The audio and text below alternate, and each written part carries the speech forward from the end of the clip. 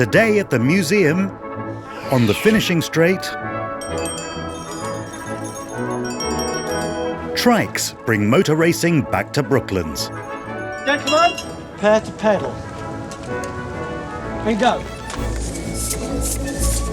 At the Jackson shed, I can see just a couple of bubbles around the weld here. an historic petrol tank goes for a dip, So I'm pretty sure that's where it's leaking from.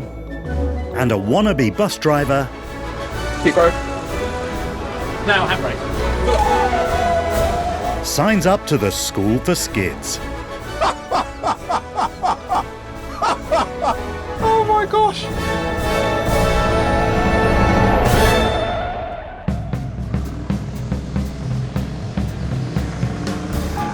Brooklands is home to an outstanding collection of exhibits, It's a good job we're doing this now because it rained on Saturday. but it's also a hub for its many members and the magnificent vehicles that they own.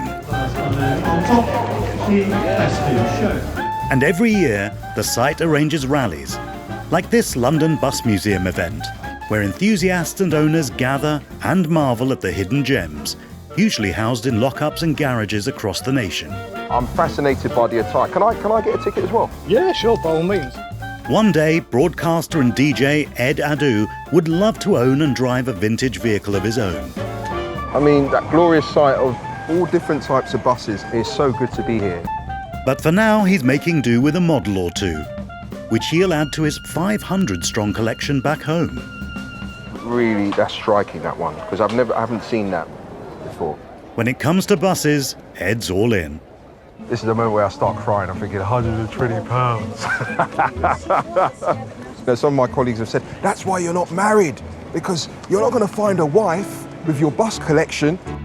Thank you, you've made my day. It's my birthday. Thank you very much. I mean, one colleague even said to me, you need to burn your bus collection. I thought, that's extreme. I said, well, listen, if it's a choice between me getting married and preserving and saving my bus collection, I'm keeping my bus collection. So I'm happy to be a bachelor for the rest of my life. Ed's been obsessed since childhood.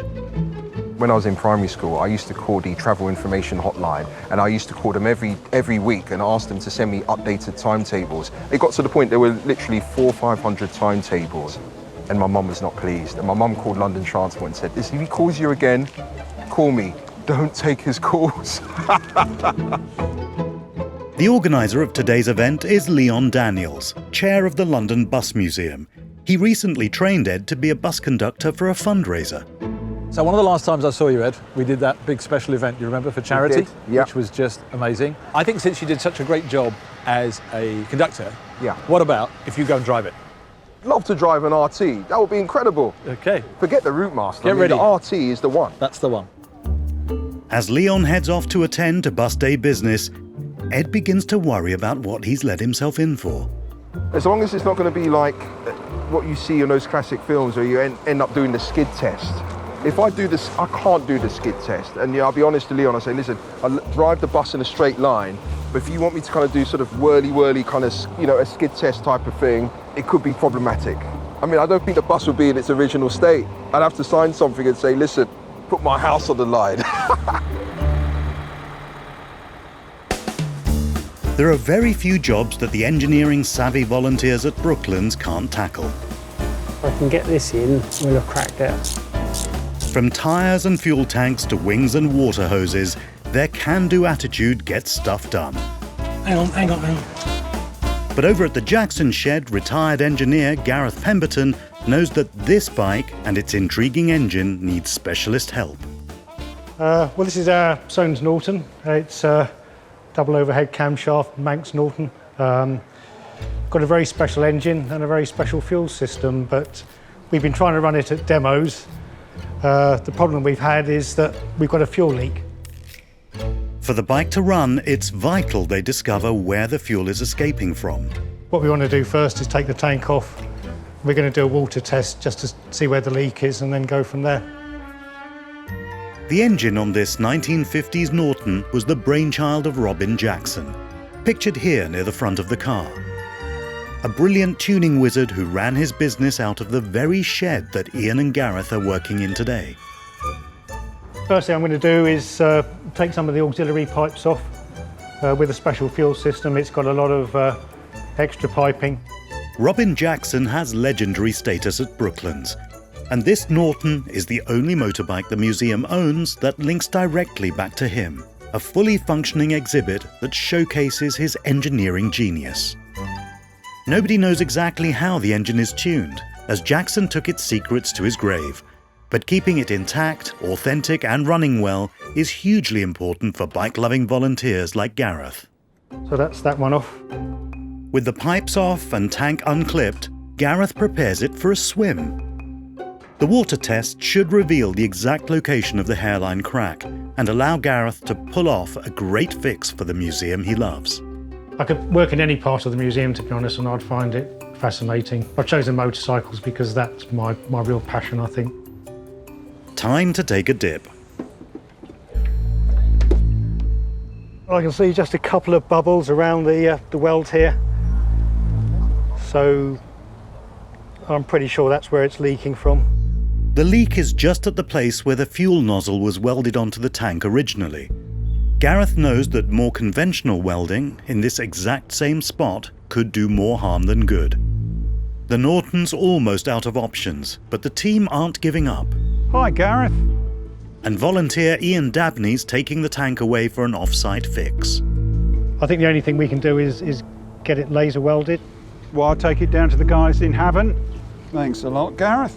Take that away. Okay. Lovely. See you soon. The team are desperate to keep this unique motorbike true to its Robin Jackson roots.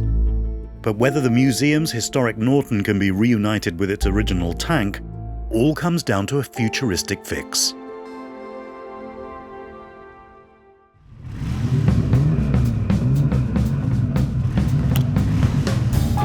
Long before it was a museum, Brooklands was a racing circuit. After opening in 1907, it hosted regular meets. But despite getting in early, even Brooklands missed the very first motor race in Britain, which happened 10 years earlier in 1897. And surprisingly, the vehicles on that start line in Richmond, Surrey, didn't have 4 wheels, or even 2. They had 3. Trikes, not motorbikes or cars, were the first motorised vehicles to race in Britain. And tomorrow, Brooklands is hosting a trike event, organised by keen racer and hot favourite to win, Nick Pellet. So here we have my motor tricycles from the Victorian period. They go from 1898, 1899, 1899. Made by Didier Bouton in Paris. 1 wheel at the front, 2 wheels at the back. The engine and all the equipment is at the back. And you have 2 brakes, a front brake which works on the hub here, and a rear brake which works on the transmission, which is here. On the back we've got a single-cylinder air-cooled engine, 2¼ horsepower. Trikes are the forgotten vehicles of British motoring history. But in the late 1890s, if you were going to ride on the nation's potholed, pitted, slippery roads, 3 wheels were far more stable than 2. And when it comes to racing, trikes had a huge advantage over cars. The whole point of the tricycle is that it weighs a fraction of a 4-wheeled motor car. You do not need a 10 or 12 horsepower engine to make this go. You can use a very small engine. The engines may have been impressive, but getting them started, well, not so much. So the first thing you do is to put the ignition pin here, and that makes the circuit. Then we have to decompress the engine. Then we set the levers, the mixture of the air and the fuel, and then we set the accelerator. Then you start pedalling like mad. I'm beginning to see why they fell out of favour. Riding a trike is like riding a horse. You get the best out of it if you feel you're part of it. You're not on it, you're a part of it. A trike has a rhythm, and you get into the rhythm. You can't ask it to do something that it's not happy to do. It will tip you up, it'll tip you over. Nick's tipped to do well, but Brooklands volunteer Roger Horsfield also wants to get amongst the medals. Think Hamilton versus Verstappen, but a bit slower. Got my toolkit. Today, Roger's making sure his trike is race-ready, but it's been playing up recently. So I've brought in my 1899 Phoebus trike. So If you can do the maths, it's 122 years old. This is the first time I've actually been able to use it since 2018. Nick and Roger share a love of trikes and competing. We've got a bit of a real contest between us. Nick, I think, is a very competitive person, so it'll be a real needle match, you know, so it should be quite an interesting race, that one. So I need to make sure it's going okay, which is what I've got a problem with at the moment. It looks like it's all ready to give it a go. Roger starts by jacking up his 1899 Phoebus, which will make it much easier to start. So I can now pedal it and see what happens. Oh, we'll give it some choke. So we'll give it a go. All right, here we go.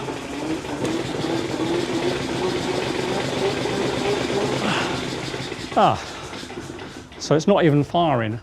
I'll have to investigate the spark now, or lack of spark. I should be able to see if there's a spark or not, but I can see there's no spark whatsoever. So that's a pretty good clue that all is not well. Oh, it's better than a gym, particularly when it doesn't start, that is. Next, Roger checks the electrical contacts, which have to be perfectly positioned if the spark plugs are to ignite. The contacts look okay, and the gap looks right. I'd need to look elsewhere. It's got race nerves, I think. That's what it is.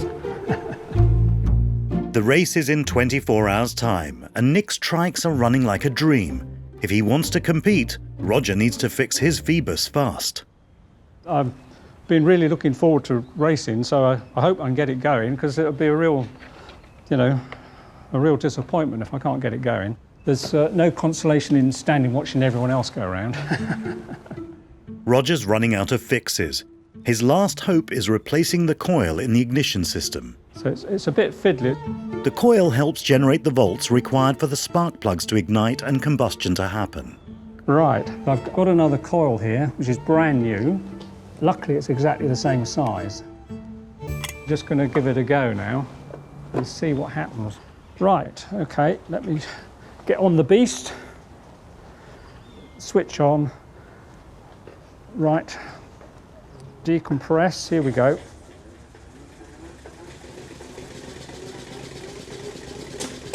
Hey!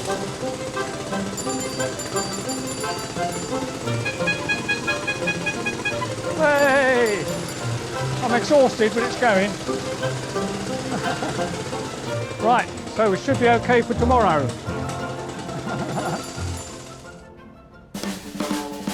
From 3 wheels to 4. Today, radio DJ Ed, who's always wanted to drive a bus and maybe even try for his license, is getting his first lesson. Leon, how you doing?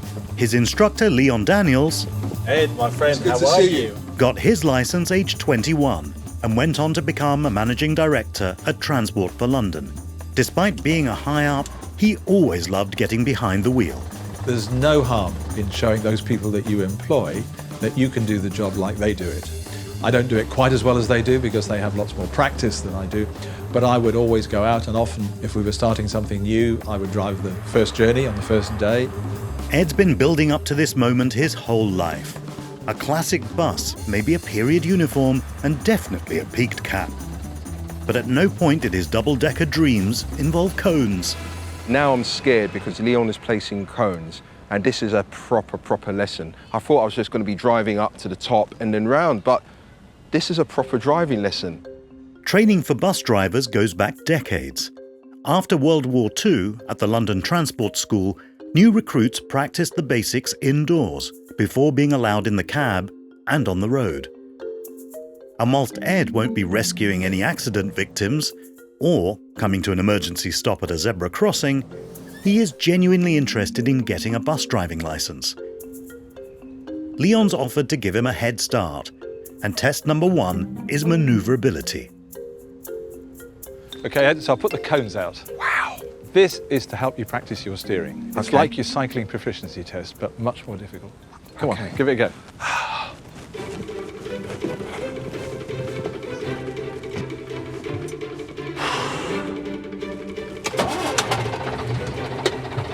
And then Second gear. Stamp it. Down, up. Please, handbrake. Here you go. Ed's boyhood bus dreams are off to a very slow but utterly magical start. And left. But it isn't long before those pesky cones are causing problems. Whoa, this, oh my word. This is not going to happen. It's not going to happen, mate. It's not going to happen. I could go around there. Ed is struggling to weave this hulking great bus around the course. Go through that gap I'm going to there. go through that gap. Jeez, okay, we could do it. Oh my word. Ed, go through, right. Go through this gap here. Okay, I thought this would be easy, but it's not. Not sure why you thought that, Ed. This RT is over 7 foot wide and nearly 26 foot long, so getting it to go round Leon's fiendishly tricky course was never going to be a breeze. This is a challenge. Too right. With no power steering, driving the RT is like an upper body workout. Leon, this weighs a ton. I know. It's 7.5 tons, actually. Wow, okay. And right now, those 7.5 tons are heading towards the crash barrier. Oh my word. But just in time, Ed brings it round. Good. Now hard right. He seems to be getting the hang of it, so it's time to mix things up. Leon now wants Ed to nail another crucial aspect of driver training: reversing. Many trainee drivers learn to reverse along a line, but Leon's created a coned-off parking space for Ed to back into. We're going to reverse 90 degrees into that corner. It's a core skill, and according to Leon, the trick is not to do too much. So the tendency when you first reverse is to just keep on making interventions in the hope that these random interventions all together will put you into the place where you want to be. That's never going to happen. Now, just do as I tell you. Okay. Just let her go backwards on the brake. Yeah. Left hand down. Left. Steer left. Left. Sorry, yeah. Left. Go left. Okay. Okay, now, hard right lock. Fast as you can. Keep going. Fast. Hard. As much right as you can get.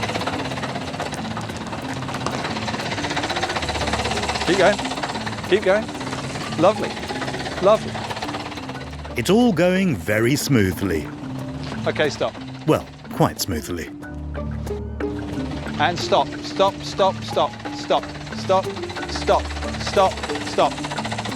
Okay, that's good. So we just hit a cone, that's good. Oh, so give me second gear.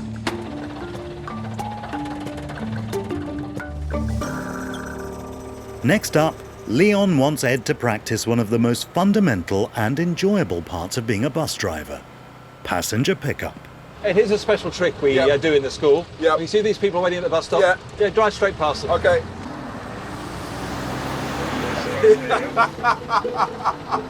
Leon's feeling very pleased with his pupil, and as a final accolade, he's arranged the bus equivalent of a flypast. Okay, let them come alongside you. Don't forget to wait. Typically, you wait forever for one to show up, and then 3 come along at once. What an amazing, mind-blowing experience. I've always wanted to drive a bus, and having the opportunity, having the lesson was just fantastic. I achieved my dream to drive a bus at Brooklands, not any ordinary bus, an RT. Having the 2 buses alongside was great. In a sense, it felt as if I was being endorsed. It almost sounds like you think you're done, Ed. Leon's got other ideas. The next challenge Ed's got to get through is the hardest of all. In fact, it's so hard that nowadays even ordinary professional bus drivers don't have to do it. So let's see how he does.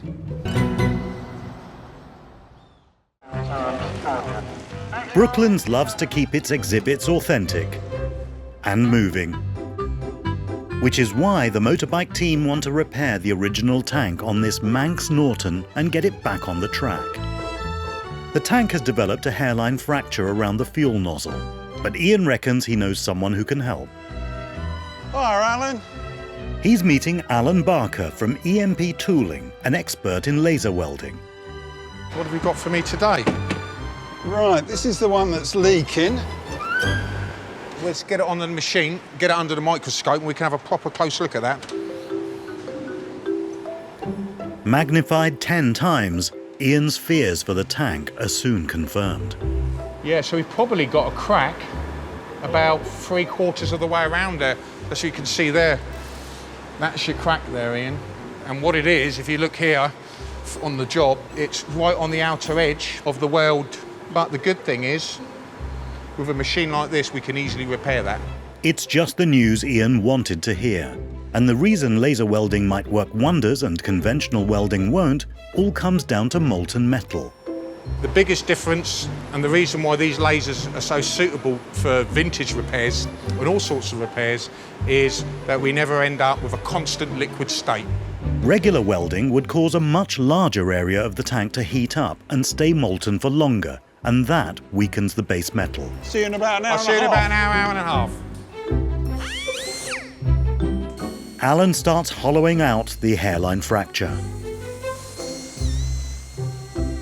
We've ground it out, so now we're going to start using this thin wire. And what it'll do, it'll melt that and melt the surface underneath and fuse it together. It's incredibly intricate work. Alan's placing his filler wire over the hairline fracture and then zapping it with his laser. The laser melts both the wire and the aluminium tank. They fuse and join together in a secure weld.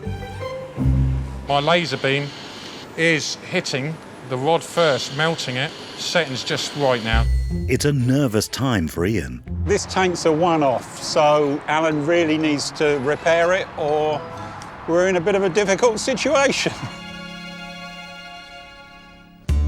DJ and broadcaster Ed has a lifelong love of buses. Look, Ed, here we are in the countryside. And Leon is determined to make a driver of him. Where are we going, Leon? He's mastered the basics, and now things are about to get tough.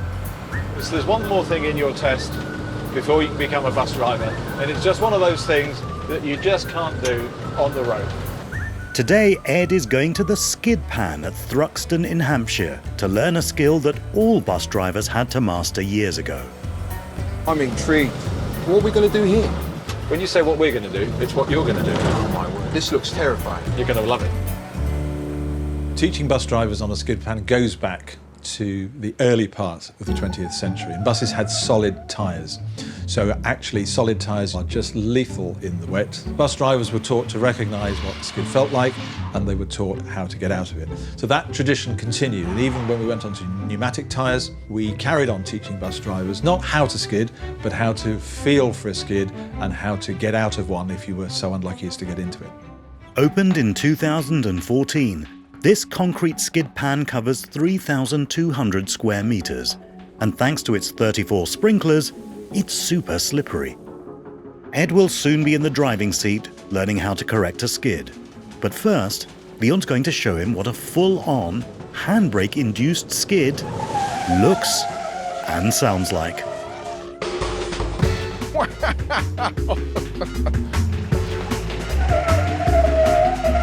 I'm taking notes. It just looks a tad scary. Wow, wow, wow, wow, wow, wow. Jeez, he's like a master. I need to do this. This is like the final hurdle. Oh no, I think it's my turn. Rather you than me, Ed. Hi, Ed. Ready to do it? I don't think I can do it. Jump up. Foot on the floor. Yeah. Handbrake off. Go, go, go, go, go. First time round, Leon keeps things simple and cues Ed to pull the handbrake Keep going. Now handbrake. Foot off. before grabbing the wheel and creating the skid for Ed to experience. Oh my gosh. Wow. Ready to do that again? Yeah. Okay. Now that Ed knows what a skid feels like, Leon wants him to learn how to correct it and bring the bus to a safe stop. Okay, now this time, slight change. Yeah. When I say now, Yeah. you're going to pull on the handbrake. But this time, as I start to put her into the skid, to the right, Yeah. you take the steering wheel back, steer left, Yeah. into the skid, Yeah. and with the brakes, I want you to pump the brake up and down. This up and down technique is called cadence braking. If Ed just slams down on the brakes, which will be his instinctive reaction, he'll lock the wheels. The bus will continue to skid and he'll have very little control. See, just keep it straight. Modern buses have anti-lock brakes, so this part of the test is now redundant. But this RT is old school, and without this sort of skid training, hitting a patch of oil or ice could have been disastrous. Now steer. Pump the brakes, pump the brakes, pump the brakes, pump the brakes, pump the brakes. Was that good? Not bad, not bad, not bad at all. And practice, of course, makes perfect. It isn't long before it all starts coming together. Great. And Ed makes it all look rather easy. Well, that's good. Yes. Was it all right? It's good, brilliant. Leon's work here is just about done. How do you think you did? I love that. Brilliant, eh? Love that. That was... Yes. That was amazing. It's amazing. Wow. We've got to do this every week. He's been able to live a dream as far as he is concerned, which I think is just amazing. And if we do things like that, if we make people happy, make people smile, get them to enjoy their passion, I think we're doing a good job. There's really only one way to cap off the day. You have done fabulously well throughout all of this, so I'm happy to give you, my look, word. your real London Transport thank cap. you. Congratulations. Thank you, brother.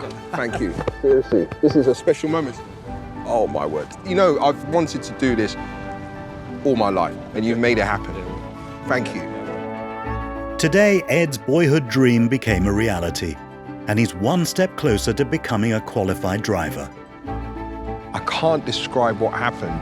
It felt as if I took over the bus or the bus took over me. It was such a special moment. I loved it. It was mind-blowing. What an amazing day.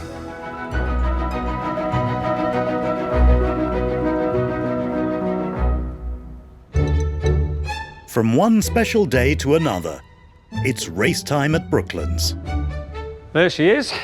Let's get her with all the others. Roger's brought his 122-year-old Phoebus trike to compete on the track. The sun's shining on the righteous.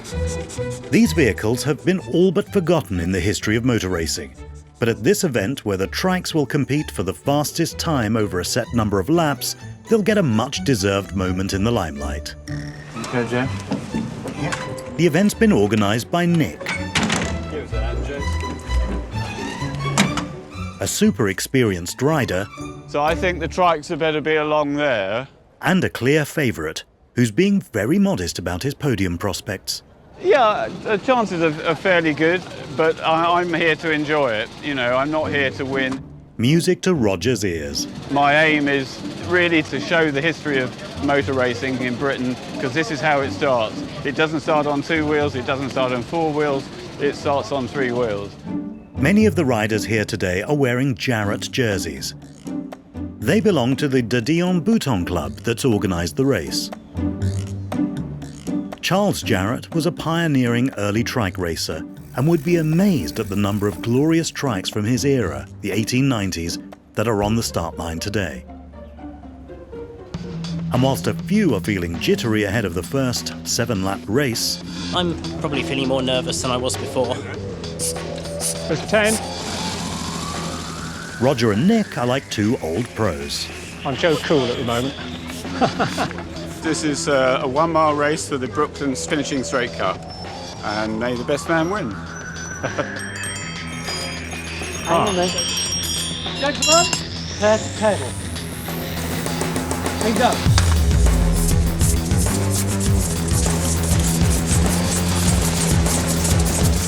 It takes the trikes a while to get going, but they're soon speeding along the track, which has seen some of motorsport's most amazing early races, but nothing quite like this. I think they're all completely mad. After a couple of laps, Roger's looking determined to win. And Nick, true to his word, looks like he's just come along for the ride. And whilst there are some mechanical issues, the spectators are loving the competition. A combination of bumpy surface, hot day, it's certainly proving to be a challenge, but there's a good race going on. And right in the thick of that race, with his pedal to the metal and long red socks, is Roger. But he's wide. Ooh, well, that's got to have hurt. Thankfully, no harm done to the all-important rider. The same may not be true for his trike. Those handlebars don't look happy, and if he can't straighten them before the prestigious 5-mile race coming up next, he'll be sidelined. Did you see me crash? Trying to go around this bottom corner, I gave it a bit too much throttle. The handlebar went round, a bit too much speed, I think. In the next one, I'll go a bit slow. The red mist was rising, that's the problem. I have to straighten it out now, tighten it all up, stop it doing that again. While he sets about repairing his trike for the second race of the day, Nick checks in on his special guest, motoring journalist Zach Stilling, who writes for The Automobile. Hi, Zach. Hi, Nick. All right, yeah, fine. He's lent Zach a trike for the event. It's his first ever race, and Nick's about to give him a quick lesson. This is the trike you're going to be riding today. So if you'd like to hop on, I'll explain the controls and what we're going to do. Understandably, Zach's got a few pre-race nerves. I'm a bit worried about the bike cutting out and having to get it going again in the middle of the field, but I'm sure it will all come with practice. Roger's managed to fix his handlebars, but he's still thinking about those corners. How are you feeling? Good? Yeah, just a bit apprehensive. Hard not to be, isn't I think we need to move the barriers out twice as far, really, on the corners. Nick came third in the earlier race and reckons that making it all the way to the end of this one on his Victorian trike will be victory enough. And it's a survivor's race. I should be happy to finish. Gentlemen, this is a 35-lap, 5-mile race. Prepare to pedal and go. Some trikes get off to a relatively speedy start. Others need a bit of a push. But it isn't long before they're all leaning, cornering and pedalling like their Victorian predecessors. Nicely done, Roger. Plenty more like that, please. It's motor racing. It's Brooklands. It's brilliant. It's also pretty bumpy. Zach's coping well with the conditions. Unlike this racer with his hand up, his rivals are doing well to swerve round him. Former Brooklands CEO Alan Wynne is impressed by the competitive spirit. When you see them here, they're running at whatever it is, 30 miles an hour on this bumpy concrete with no suspension.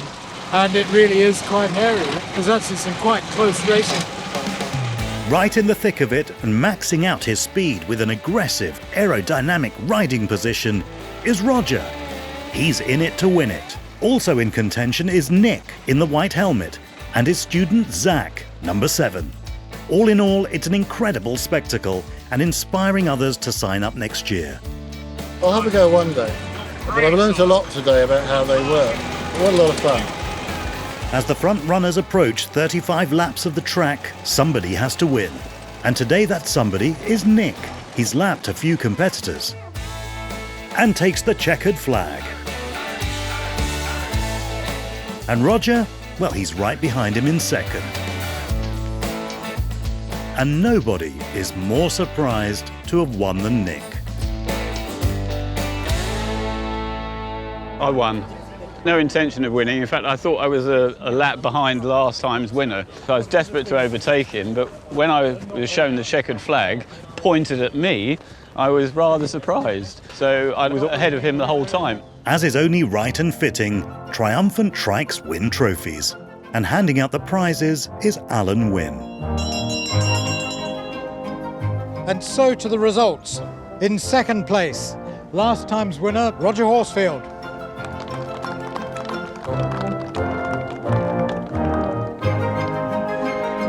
And so to the winner of the 5-mile championship, number 3, Nick Pellet.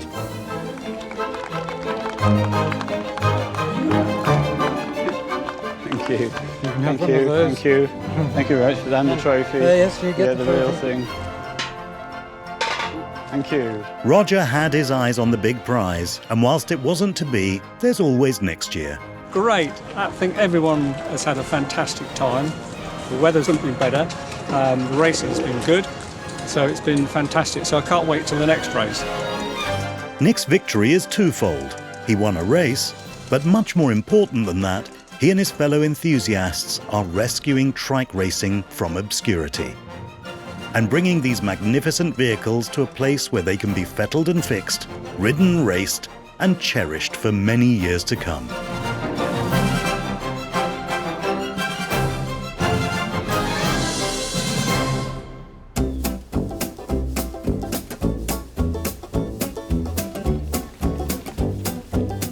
At the Jackson shed, Okay, so when 1, 2, 3. yeah, that's it. Nice and easy. volunteers Ian and Gareth are about to find out if the specialist laser welding recently carried out on the Manx Norton's leaking fuel tank has made it safe to ride. Okay, Gareth, the job today is get the tank on, make sure it doesn't leak, and see if the bike starts after 2 years. That looks a really neat welding job. We'll lift the straps. Okay. That goes behind the bell mouth. Okay. Okay. So that's sitting. Seems to be. Yeah. It needs to come forward a bit. That's it, to sit nicely. Okay. Yeah.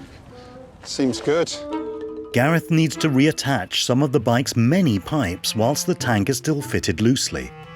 You can't get it in if the tank's strapped on. Okay. Now we've got this awkward one underneath.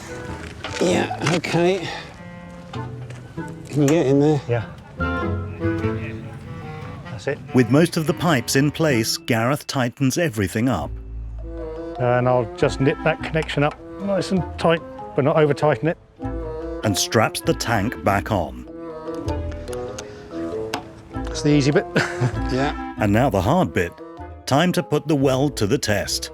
A leaking tank could turn into a fireball. Whether this exhibit continues to function in the way that Robin Jackson would have wanted hangs in the balance. Okay, we'll fill her up.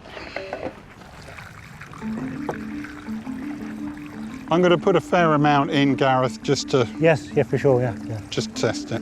Has modern technology come to the rescue of this historic bike? Okay. Oh, looks good.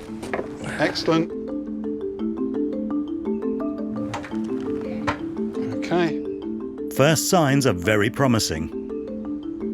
It's looking great, Gareth. Yeah. No leaks at all. That's doing really well. But this bike's no static exhibit, and the team won't rest until it's roaring up and down the track. They've been waiting years to hear its unique prototype engine.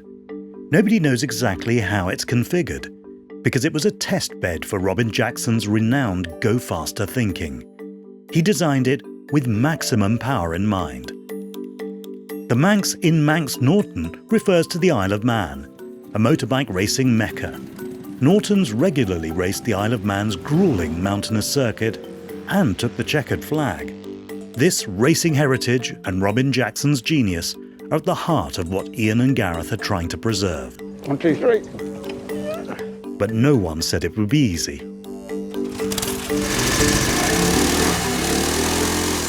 And just like the powerful racing thoroughbred it is, it's a hard beast to tame. And refuses to move until everything is just so. Okay, put it in front. It's neutral. Trying to go first gear. So, up with the lever. Get down on that one to get first. Okay, do it again.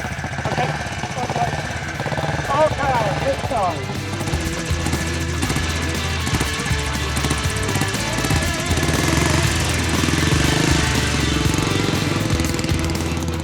This is what Gareth's been waiting to hear. That sounds great, it really does. It's a great bike. This engine was the culmination of a lot of development for bike engines, the Manx Norton, and this is how they should sound. It's beautiful. Gareth's enjoying the spectacle, and Ian's got the best seat in the house. Between them, they've kept a big bit of Britain's biking heritage safe. Just good to get it running again. The bike's only complaint seems to be that it can't be ridden any faster. Brilliant. Good one. That went really well, Gareth. It sounded great, honestly. Ian and Gareth are delighted. The weld has worked wonders, and this Norton will continue to wow the crowds. Well, they did a great job, didn't they? And it was definitely worth getting it sorted out, and now we got it running for the public again. Brilliant. Yes. Excellent. And a great fun to ride, I can tell you. I can see that. I'll be next on it, I'll tell you. You will. But do you want to? No, not today. Quick worry ahead. In motor racing, it's the big-name riders and drivers that most of us remember. The engineers are often the unsung heroes. But here at Brooklands, volunteers like Ian and Gareth are ensuring their legacy lives on. Next time, the roar of a legendary cycle car rings out across the track. But it's not the smoothest comeback of all time. A Mark V Mini undergoes a drastic transformation. Can I touch it? Of course you can, yeah. But don't touch the bonnet though, that'll fall off. And a cargo titan of the past is unveiled to the public after a touch-and-go facelift. It's working, well done guys.